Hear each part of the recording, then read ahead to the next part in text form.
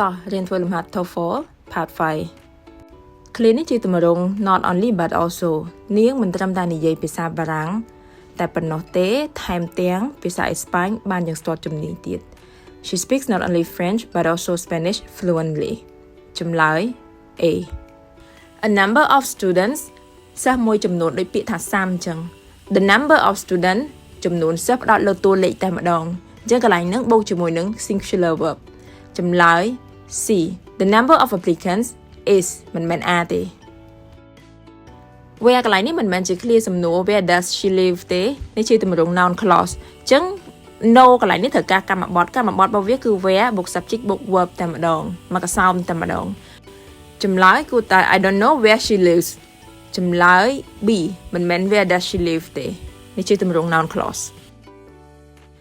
heavily ជា adverb មិនអាចដើរតួបញ្ជាក់សកម្មភាពនៅក្នុង clear នឹងបានទេអញ្ចឹងមានន័យថា it កន្លែងនេះបាត់កិរិយាសព្ទហើយ